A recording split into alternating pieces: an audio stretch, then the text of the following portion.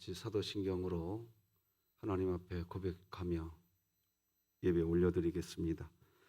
전능하사 천지를 만드신 하나님 아버지를 내가 믿사오며 그 외아들 우리 주 예수 그리스도를 믿사오니 이는 성령으로 잉태하사 동정녀 마리아에게 나시고 본디오 빌라도에게 고난을 받으사 십자가에 못 박혀 죽으시고 장사한 지 사흘 만에 죽은 자 가운데서 다시 살아나시며 하늘에 오르사 전능하신 하나님 우편에 앉아 계시다가 저리로서 산자와 죽은 자를 심판하러 오시리라.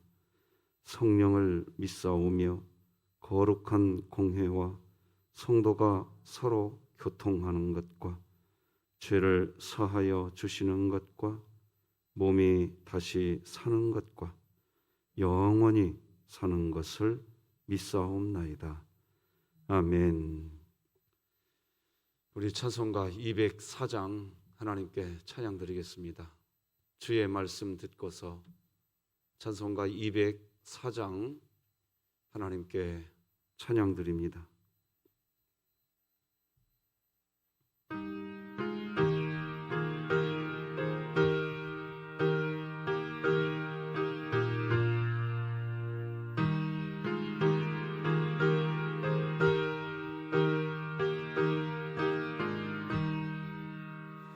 주의 말씀 듣고서 준행하는 자는 반석 위에 터 닦고 집을 지음 같아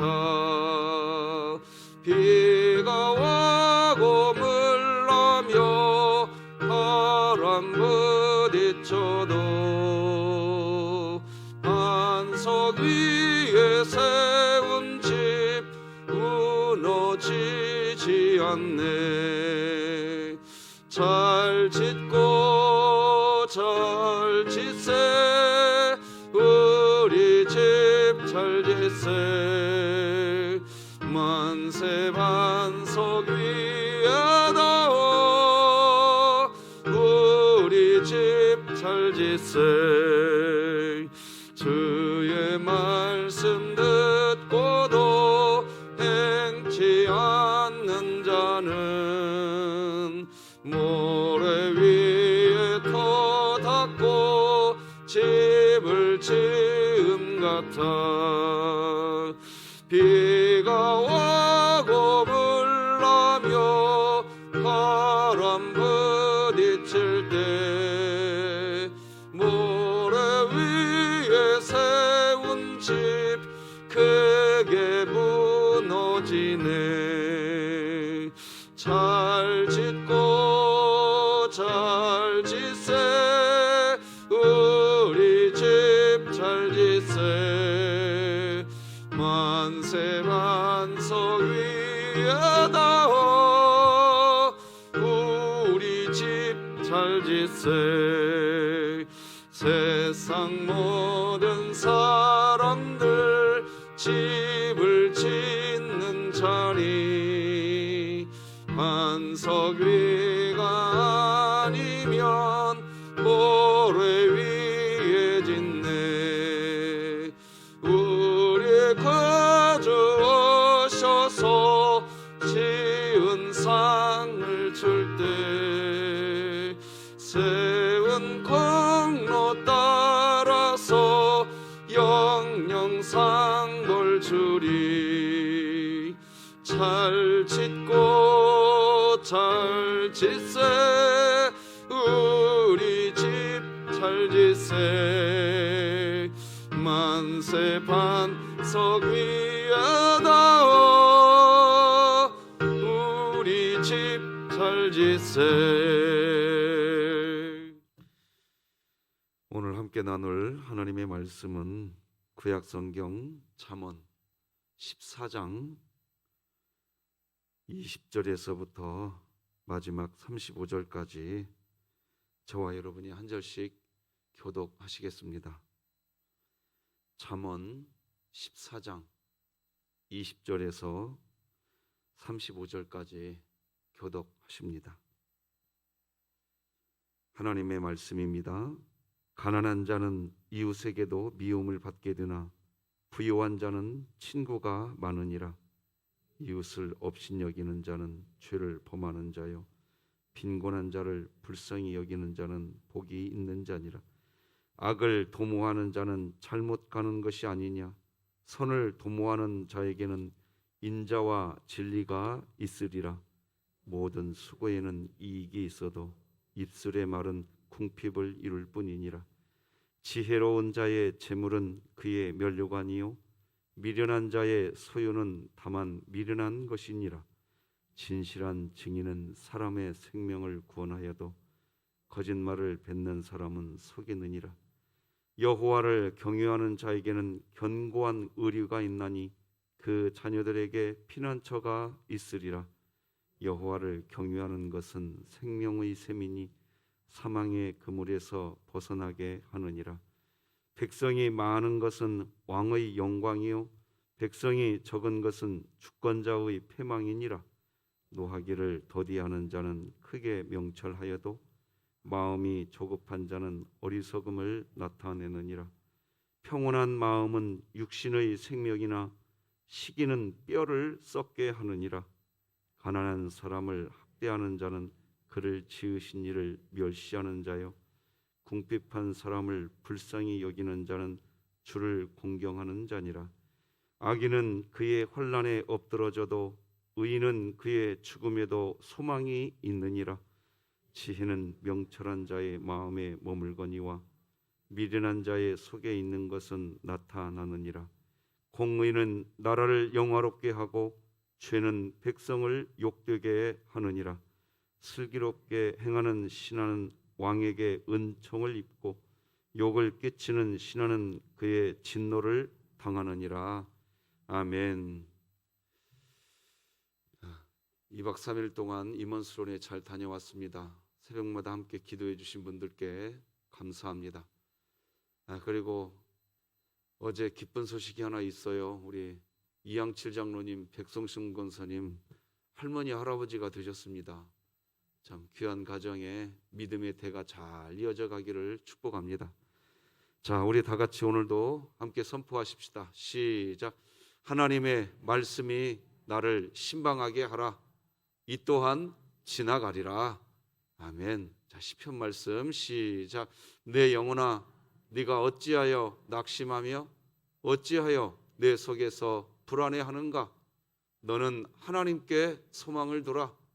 그가 나타나 도우심으로 말미암아 내가 여전히 찬송하리로다. 아멘. 3분 기도 사역도 하나님과 호흡할 수 있는 좋은 계기가 될 줄로 믿습니다. 오늘은 잠언을 통한 성경적 재물관에 대한 말씀을 나누겠습니다. 자, 이제 잠언 10장에서부터는 어떤 이야기가 계속 진행되고 있는가 하니까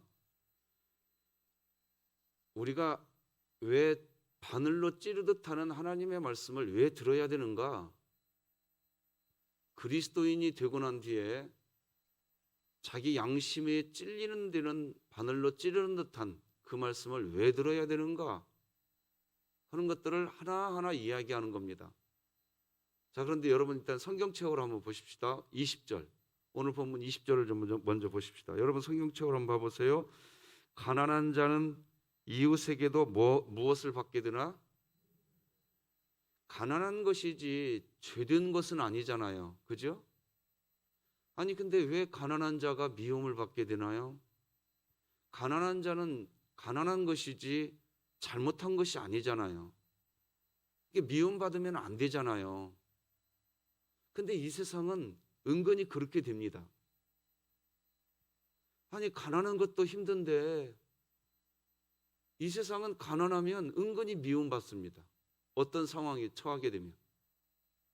자, 그래서 오늘 본문은 재물관에 대한 이야기인데 잠언이로 우리가 하나님을 믿는 하나님의 자녀가 된 이후에도 바늘로 찌르듯 하는 하나님의 말씀에 책망과 교훈과 바르게 함과 의로 교육하기에 유익한 그 찔림의 말씀이 우리 안에 없으면 그리스도인이 되고 난 뒤에도 가난한 자가 미움받는 일들이 발생한다는 겁니다. 그것이 문제예요. 잠언 10장에서부터는 그런 것들을 하나하나를 지금 우리에게 보여주는데, 오늘 본문은 이 재물의 부분에 있어서 잘 짓고 잘 짓세, 우리 집 잘 짓세. 우리가 오늘도 찬양을 드렸죠. 뭐가 잘 지어져야 되느냐? 재물관이 잘 정립되어서 가난한 자가 미움받는 그런 일들이 발생하면 안 된다. 신앙 공동체 안에 그런 일은 없어야 된다. 오늘 본문은 그걸 이야기하는 겁니다. 그리스도인으로 살아가면서 우리가 하루라도 빨리 알아야 할 것은 이 돈이 절대적 힘을 갖고 있지 않다라는 걸 빨리 알아야 됩니다. 돈에는 한계가 있는 겁니다. 돈이 많으면 잘 사는 것이라고 표현하는 이 표현부터 바꿔야 됩니다. 그러니까 돈이 없으면 잘 못 사는 것이라고 생각하니까 돈이 없는 가난한 사람은 미움을 받는 겁니다. 우리 진흙교회는 오늘부터 돈이 많은 사람은 그냥 부자일 뿐입니다. 돈 많다는 것을 그 집 잘 사는 사람이야. 아니, 돈 정말 없어도 진짜 잘 사는 사람이 뭐냐? 하나님 사랑, 사람 사랑이 되는 사람이 잘 사는 사람이지 돈 많은 사람이 잘 사는 사람이 아니라는 얘기입니다. 돈이 많을 뿐입니다. 근데 돈이 많은 사람을 잘 사는 사람이라고 생각하니까 돈 없는 사람이 미움받는, 심지어 교회 안에서조차도. 그러니까 우리가 오늘부터 돈 많은 사람을 잘 사는 사람, 돈 없는 사람을 잘 못 사는 사람, 이런 식으로 표현하는 것은 옳지 않다, 부자다, 이렇게 표현할 뿐이죠. 돈이란 뭘까요?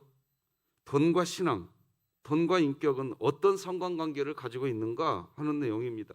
쉽게 말하면 돈과 당신은 어떤 관계를 맺고 살아가느냐 하는 거겠죠. 우리가 알아야 할 것은 하나님은 이 세상의 물질, 돈을 창조하신 분 맞습니다. 그러므로 하나님은 돈, 재물 그 자체를 싫어하시느냐? 아닙니다. 하나님께서는 사랑하시는 자녀에게 복을 주실 때 하나님이 주시는 복의 방편으로 돈, 재물을 주시기도 하십니다. 하나님은 물질 그 자체를 정죄하는 분이 아니라는 것이 분명합니다. 그러나 문제는 하나님 대신에 돈과 재물이 그리스도인의 마음의 중심을 차지하고 있다고 한다면 하나님은 그것을 멀리하라고 이야기하시는 겁니다. 시편 49편 말씀을 보면 이런 말이 나와요. 존귀한 인생이 있고 짐승 같은 인생이 있다라는 거예요. 귀천 빗물을 막론하고 다 들을지어다. 이 귀천 빗물을 막론하고 다 들어라. 모든 사람 들으라는 얘기죠. 자기의 재물을 의지하고 부유함을 자랑하는 자는, 사람은 존귀하나 재물을 의지하고 부유한다고 해도 하나님은 그 사람 자체는 존귀한 사람으로 본다는 겁니다. 사람은 존귀하나 장구하지 못하며 멸망하는 짐승 같도다. 존귀하나 깨닫지 못하는 사람은 멸망하는 짐승 같다. 시편 49편은 그렇게 이야기하는데 문제는 뭐냐? 이 49편 20절만 딱 띄워놓고 다시 한번 읽어드릴게요. 존귀하나 깨닫지 못하는 사람은 멸망하는 짐승 같다. 여러 가지로 해석하더라고요. 이 부분을. 존귀하다라는 말이 뭐냐? 사람 그 자체가 존귀하다, 이런 표현일 수도 있다. 또 어떤 학자는 존귀하다, 이 표현은 그리스도인이 되었다, 이것을 전제하는 얘기다, 이렇게 설명하는 학자들도 있습니다. 어쨌든 분명히 그 사람 자체는 존귀합니다. 그러나 이 돈에 대해서 깨닫지 못하고 살아가면, 그래서 돈이 있는 것과 돈이 없는 것, 이것 때문에 가난한 자가 미움을 받게 되는 현상이 벌어진다고 한다면 그건 짐승이라는 얘기입니다. 성경이 참 굉장히 무섭게 표현하는 것 같습니다. 자, 그러면 오늘 본문은 이제 딱 두 가지로 정리해 버립니다. 누가 이 성경적 재물관을 가지고 있느냐? 짐승과 같은 인생이 아니라 정말로 존귀한 인생을 누가 살아가느냐? 첫째, 가난한 사람에게 대한 태도입니다. 가난한 사람을 차별하지 않아야 한다는 겁니다. 20절 다 같이 한번 읽겠습니다. 시작. 가난한 자는 이웃에게도 미움을 받게 되나 부유한 자는 친구가 많으니라. 가난한 사람들은요, 이 가난한 사람들을 왜 미워하나? 부담되기 때문에 그렇습니다. 우리에게 양심의 소리가 있습니다. 바로 가난한 사람을 도와줘야 된다는 도덕적 책무가 우리 마음에 있습니다. 양심의 소리지요. 그 양심의 소리가 부담스러워서 외면하는 방법이 뭐냐? 미워하는 겁니다. 가난한 사람이 미움을 받습니다. 어디 가서 회의를 해도 가난한 사람은 말도 제대로 못합니다. 힘이 없습니다. 이런 분위기가 교회 안에 있으면 안 된다는 겁니다. 세상에서도 마찬가지죠. 그런데 반면에 부자는 친구가 많다고 이야기합니다. 사실은 이것도 근데 허상입니다. 부자이기에 친구가 많다는 것도 겉으로 보기에 그렇게 되는 겁니다. 부자도 외롭습니다. 부자인 그 사람이 좋아서 친구가 많은 것이 아니라 부자가 가지고 있는 그 돈 때문에 친구가 많은 겁니다. 친구라고 해서 다 친구가 아닙니다. 그리스도인으로 삶을 살아갈 때 짐승과 같은 인생이 아니라 존귀한 자의 인생을 살아가야 하는데, 누가 존귀한 자의 인생을 살아가는가? 바로 가난한 사람에게 친구가 되어주는 사람. 21절 말씀도 같이 읽겠습니다. 시작. 이웃을 업신여기는 자는 죄를 범하는 자요, 빈곤한 자를 불쌍히 여기는 자는 복이 있는 자이니라. 이웃을 업신여기는 자는 죄를 범하는 자라고 이야기합니다. 그러니까 은연중에 가난한 사람을 무시하는 태도, 죄입니다. 그러니까 돈이 있으면 좋아하고 돈이 없으면 무시하는 태도, 즉 사람을 소유에 따라서 차별하는 것은 죄입니다. 반면에 빈곤한 사람을 불쌍히 여기는 삶을 사는 것은 복이라고 말을 하지요. 그래서 이제 오늘 본문이 이야기하는 것은 그렇게 가난한 사람에 대한 태도, 이것이 어떻게 되어 있느냐를 점검하라는 겁니다. 여러분, 마태복음 25장의 34절로 40절까지 말씀을 좀 읽어보겠습니다. 그때의 임금이 그 오른편에 있는 자들에게 이르시되, 내 아버지께 복을 받을 자들이여, 나와 창세로부터 너희를 위하여 예비된 나라를 상속받으라. 내가 줄일 때에 너희가 먹을 것을 주었고, 목마를 때에 마시게 하였고, 나그네 되었을 때에 영접하였고, 헐벗었을 때에 옷을 입혔고, 병들었을 때에 돌보았고, 옥에 갇혔을 때에 와서 보았느니라. 이에 의인들이 대답하여 이르되, 주여, 우리가 어느 때에 주께서 줄이신 것을 보고 음식을 대접하였으며 목마르신 것을 보고 마시게 하였나이까? 이렇게 물어봅니다. 그러면서 38절 이하로 보니까 어느 때에 그렇게 했나까 물어본 것을, 어느 때에 나그네 되신 것을 보고 영접하였으며 헐벗으신 것을 보고 옷 입혔나이까? 어느 때에 병드신 것이나 옥에 갇힌 것을 보고 가서 배웠나이까 하리니, 임금이 대답하여 이르되, 내가 진실로 너희에게 이르노니 너희가 여기 내 형제 중에 지극히 작은 자 하나에게 한 것이 곧 내게 한 것이니라 하시고. 사실 우리가 놓치고 갈 수 있는 내용인데 방금 읽어준 것 중에 의인이 있었어요. 근데 어느 때에 우리가 주님을 영접했었나이까? 자기도 모르는 거예요. 말해주는 거죠. 너희가 줄인 자에게, 너희가 굶주린 자에게 베풀었지 않았냐. 그 사람은 굶주린 자에게 베풀었던 것을 하나님을 영접하는 일이라고 생각도 해본 적이 없었던 겁니다. 그냥 그게 선이고 그렇게 살아가야 하는 것을 마땅한 것으로 여기고 있었던 거죠. 그러니까 물어보는 거예요. 어느 때에 우리가 주님을 영접했었나이까? 참 아름다운 모습이 될 것 같습니다. 가난한 자를 존귀하게 여기는 성경적 재물관이 우리에게 있기를 같이 기도하십시다. 두 번째, 내가 어떤 부류의 그리스도인인지 구별하는 기준은 뭐냐? 두 번째는 베푸는 마음을 가졌느냐 하는 겁니다. 22절 말씀 우리 다 같이 한번 읽겠습니다. 시작. 악을 도모하는 자는 잘못 가는 것이 아니냐? 선을 도모하는 자에게는 인자와 진리가 있느니라. 여기 보면 선을 도모하는 일은 어떻게 하면 타인에게 베풀 수 있을까? 그걸 이야기하는 겁니다. 그런데 그렇게 타인에게 어떻게 하면 베풀 수 있을까 하는 것을 생각하는 사람에게는 인자와 진리가 있다. 인자가 뭡니까? 히브리어로 인자는 헤세드입니다. 친절, 자비죠. 하나님을 경유하는 마음으로 사람을 대하는 겁니다. 진리는 예메트인데 신실하고 성실한 거죠. 하나님의 말씀에 의한 신실과 성실입니다. 결국 선을 도모하는 사람, 즉 베푸는 인생은 하나님 사랑, 사람 사랑의 삶을 살게 된다는 겁니다.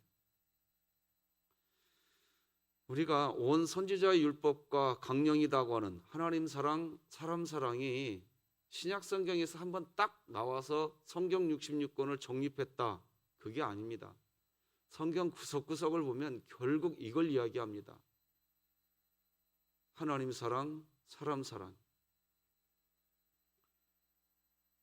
그래서 오늘 본문 23절은 말과 행동은 이제 별개라는 그런 얘기가 나오는데, 하나님 사랑과 사람 사랑이 우리 마음속에 이루어진 사람은 그 별개가 아니겠죠. 23절을 먼저 볼까요? 모든 수고에는 이익이 있어도 입술의 말은 궁핍을 이룰 뿐이니라. 여러분, 이게 무슨 말이지요? 이 세상의 모든 수고에는 그 수고의 대가를 얻게 됩니다. 그런데 입술의 말은 궁핍을 이룰 뿐이래요. 이게 무슨 말이냐면 입술의 말로 다 할 것처럼 다 얘기한 거예요. 말로는. 그런데 지나고 보니까 말뿐이었어요. 그러니까 궁핍한 거예요. 입술의 말은 궁핍을 이룰 뿐이라는 거예요. 실제 행동이 없으면 아무런 변화도 일어나지 않는다는 겁니다. 어떻게 해야 말과 행동이 일치하게 될까요? 어떻게 해야 베푸는 그리스도인이 될까요? 결국 가난한 사람을 도와주고 있느냐, 베풀고 있느냐, 이 문제인데 24절은 지혜로운 사람이 되어야 한다고 얘기합니다. 24절도 같이 읽어봅시다. 시작. 지혜로운 자의 재물은 그의 면류관이요 미련한 자의 소유는 다만 미련한 것이니라. 자, 바로 이게 오늘 본문의 핵심입니다. 왜인가 하니까 잠언서에서 말하는 지혜를 얘기하는 거예요. 앞에서 지금 가난한 자를 돕는 자, 베푸는 자, 이런 사람들이 성경적 재물관을 가지고 있는 것이다라는 것을 설명해 놓고, 그리고 나서 24절에서 지혜로운 자, 그러니까 가난한 자를 돕고 베푸는 일을 할 수 있는 사람은 지혜로운 자인데, 그 지혜로운 그 일을 누가 하느냐? 결국 잠언이 하는 말은 뭐냐? 바늘로 찌르듯 찔림을 받는, 책망같이 들리고 꾸지람같이 들리는 하나님의 말씀을 은혜로 여기는 그런 그리스도인이 성경적 재물관을 가지게 된다는 겁니다. 지금 잠언서는 계속 그런 얘기를 하고 있는 거예요. 그러니까 신앙생활을 하면서 저도 그렇고 여러분들도 그렇고 하나님의 말씀을 대할 때 콕 찔리는 일들, 그것을 기쁨으로 여길 수 있는 눈이 우리에게 있기를 소망합니다. 그게 기쁨이에요. 하나님 앞에 나아갔더니 야, 너 참 잘했다, 너 참 존귀하다, 하나님께서 그렇게 이미 여겨주시지만 하나님께서 그렇게 여겨주시는 방법이 뭐냐? 우리에게 잠언의 말씀을 주셔서 그런 찔림이 있었던 사람이 어떤 사람이 되냐? 지혜로운 자가 되는 거예요. 그런 지혜로운 자 중에 하나가 성경적 재물관을 가지게 된다. 여러분, 오늘도 찬송했지만 주의 말씀 듣고서 준행하는 자는 반석 위에 터닫고 집을 지음 같아. 비가 오고 물나며 바람 부딪혀도 반석 위에 세운 집 무너지지 않네. 잘 짓고 잘 짓세. 우리 집 잘 짓세. 반석 위에다 우리 집 잘 짓세. 이번 잠언 말씀을 나누면서 이 찬송가 204장을 계속해서 여러분들과 찬송을 하는가 하니까 정말 우리 신앙이 잘 지어지려고 한다면 뭐에 세워져야 되느냐? 반석 위에 세워져야 되는데 그것을 주의 말씀이라고 이야기한단 말입니다. 하나님의 말씀을 잘 듣는 사람, 그 사람이 지혜로운 자입니다. 그런 사람이 또 진실한 증인의 삶을 살게 됩니다. 25절 같이 읽어볼까요? 시작. 진실한 증인은 사람의 생명을 구원하여도 거짓말을 뱉는 사람은 속이느니라. 이게 굉장히 중요한 내용입니다. 세상에 나가보셔요. 자, 베푸는 일, 그리고 가난한 자를 돌보는 일, 그리스도인들만 할까요? 그렇지 않죠? 하나님을 전혀 모르는 사람들도 이 두 가지 합니다. 그러면 이것이 어떻게 성경적 재물관이냐는 거예요. 그죠? 하나님을 전혀 모르는데도 베풀기를 좋아하고 가난한 자를 불쌍히 여기는 그런 사람 세상에 많습니다. 자, 그런데 문제는 뭐냐? 진실한 증인. 하나님의 말씀을 듣고 지혜로운 자가 된 사람의 베푸는 삶, 가난한 자에 향한 그 따뜻한 마음, 그 사람만이 진실한 증인이고 결국 생명을 구원하는 일이 되는 겁니다. 여기서 말하는 거짓말을 뱉는 사람은 속이느니라. 다양하게 해석이 되더라고요. 그러니까 하나님의 말씀, 원래 천성적으로 베푸는 일을 잘하는 사람이 있습니다. 그래서 하나님을 가슴에 모시지 않았는데도 굉장히 베푸는 걸 잘해요. 이런 부류가 거짓말을 뱉는 사람이다, 이렇게까지 해석한 분도 계시더라고요. 근데 사실은 좀 난해합니다. 아니, 그게 왜 거짓말인가? 그 사람은 베풀기를 좋아하는 사람이기 때문에 천성적으로 그건 거짓말이 아닐 텐데, 이게 그런데 어디에서 걸리느냐? 이렇게 걸립니다. 자, 중국의 선교 현황을 제가 듣습니다. 중국 땅에 제대로 된 복음주의 선교사들이 들어가서 복음을 전해야 된다, 이걸 강조하는데 왜 이걸 강조하는 거 하니까 신천지나 다른 이단 집단들이 먼저 가서 포교 활동을 합니다. 그들이 포교 활동을 할 때 굉장히 서비스를 잘합니다. 베풉니다. 그러니까 그 베품의 은혜를 받았던 사람들이 그쪽에 빠져버립니다. 그러니까 복음주의 계열에 있는 그리스도인들이 먼저, 중국 땅만 그런 거 아니겠죠. 여러 선교 현장이 다 그러겠죠. 진짜 하나님 말씀을 가지고 들어가서 복음을 전하는 일을 왜 해야 되느냐? 바로 여기서 나오는 겁니다.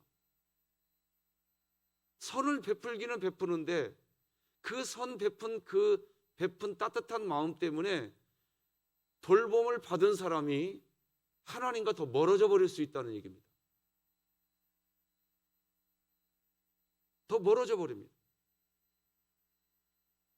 바로 이런 부분 때문에 거짓말을 뱉는 사람은 속이느니라 이렇게 표현한다까지 이야기하는 겁니다. 26절 27절 같이 읽어볼까요? 시작. 여호와를 경외하는 자에게는 견고한 의뢰가 있나니 그 자녀들에게 피난처가 있으리라. 여호와를 경외하는 것은 생명의 샘이니 사망의 그늘에서 벗어나게 하느니라. 아멘.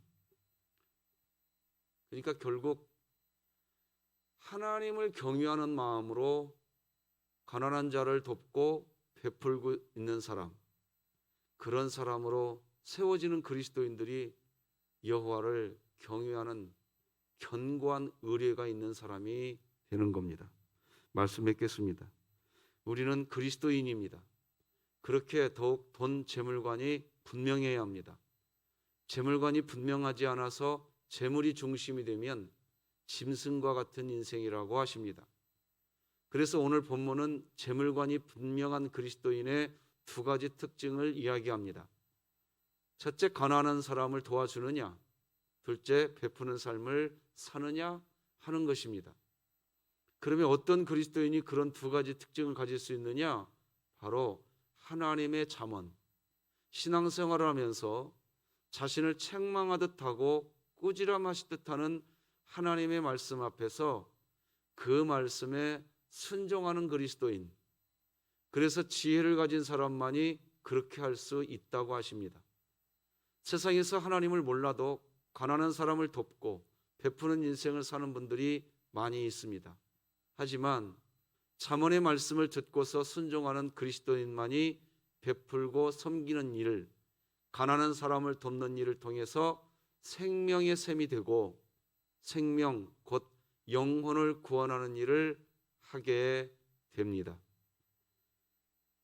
오늘도 우리가 그렇게 함께 살아가기를 소망합니다. 기도하십시다. 하나님 아버지, 감사합니다.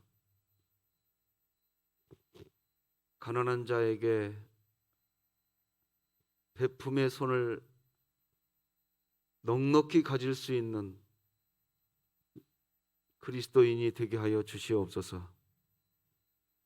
하나님을 아버지라고 부르지만 여전히 우리는 원죄를 가진 죄인이기에 재물 앞에서 베푸는 삶보다, 가난한 자를 돌보는 삶보다 우리의 정욕이 또 앞설 때가 사실입니다. 그런 때가 많습니다. 그렇기에 우리 집 잘 짓고 잘 짓세, 결국 잠언의 말씀으로 매 순간마다 우리의 마음에 찔림이 있는 하나님의 그 음성을 듣고 성경적 재물관을 분명히 하여서 생명의 샘이 되는 은혜의 삶을 살아가게 하여 주시옵소서. 우리의 백성순 권사님 가정에 새로운 생명을 주신 주님, 성명을 주신 주님이 하나님의 기업이요 선물로 주신 줄로 믿사오니 건강하게 하나님 나라의 지혜로운 자로 자라나게 하여 주시옵소서.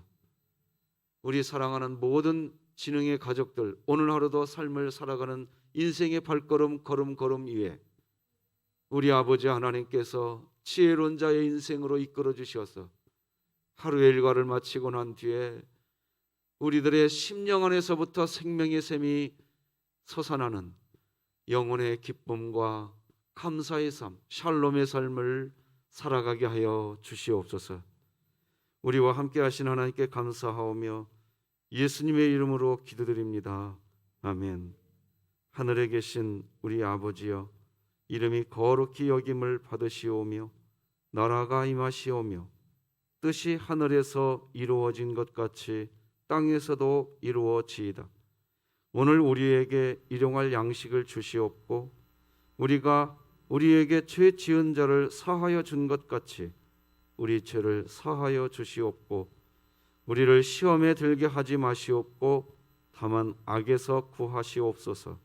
나라와 권세와 영광이 아버지께 영원히 있사옵나이다. 아멘.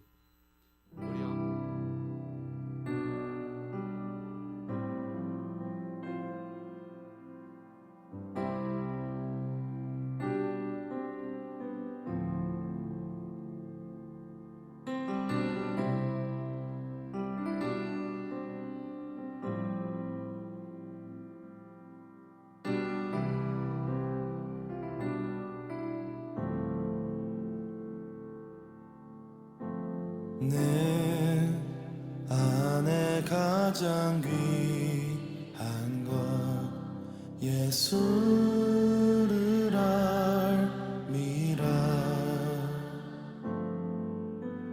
그 은보다 더 귀한 것 예수